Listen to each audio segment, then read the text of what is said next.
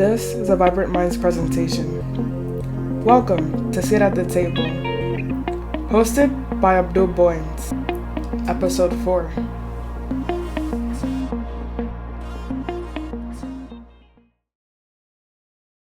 Welcome to Episode 4.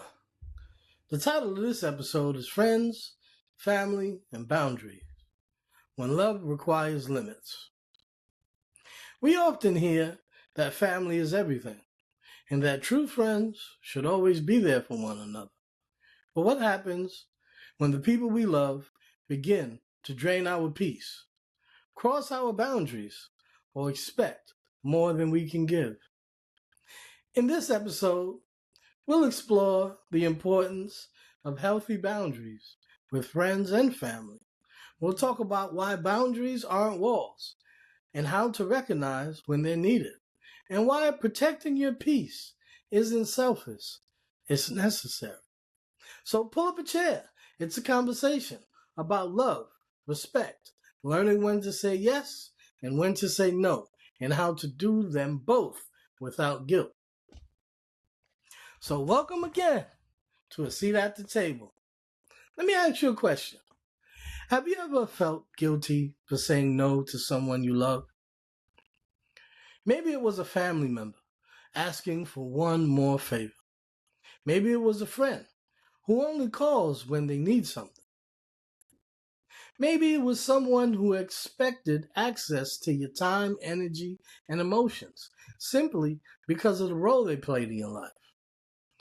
Many of us were taught that being a good friend, son, daughter, brother, sister, or partner means always being available. But today, I want to challenge that idea, because sometimes the healthiest thing you can do for a relationship is create a boundary.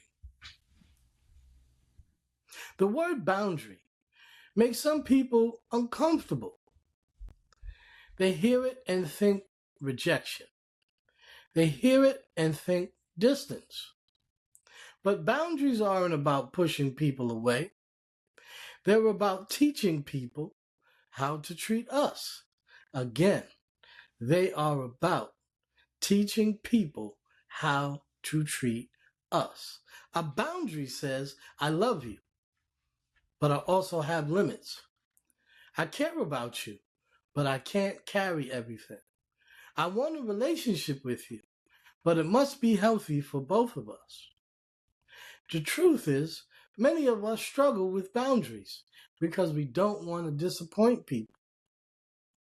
We fear being called selfish. We fear conflict. We fear losing relationships.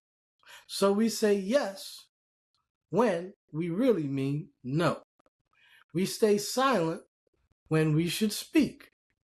And eventually, resentment begins to grow. Family boundaries. Family can be one of the most hardest places to establish boundaries, because family often comes with expectations. Some families expect constant access. Some expect you to solve everyone's problems. Some expect you to sacrifice your peace to keep everyone comfortable. But being related to someone doesn't mean they have unlimited access to your energy. Healthy families respect your boundaries. Unhealthy families often challenge them. And sometimes growth requires us to lovingly say, I love you, but I can't do that. I love you, but I need space. I love you, but this conversation isn't healthy right now. Friendship boundaries. Friendships need boundaries too. A true friendship celebrates your growth. A true friend respects your time. A true friend doesn't manipulate you with guilt. As we grow older, we begin to realize that every friendship isn't meant to last forever. Some people were meant for a season. Some people were meant for a lesson. And some few are meant for a lifetime. I have a couple friends from when I was 13, 14 years old. The challenge is recognizing the difference. The guilt of setting boundaries. One of the hardest parts of boundaries is the guilt that comes with them, especially if you're used to being the helper, the fixer, the one everyone depends on. But here's something I've learned. You can love people deeply without sacrificing yourself completely. I repeat, you can love people deeply without sacrificing yourself completely. Because if helping everyone leaves you exhausted, frustrated, and empty, eventually you'll have nothing left to give. Here's a reflection question I want to leave on the table today.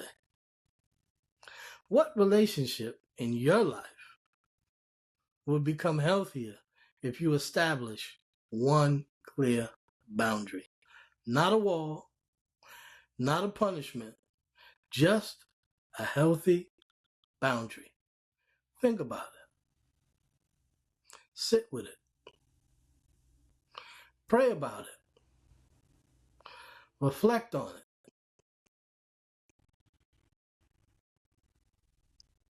Before we leave the table today,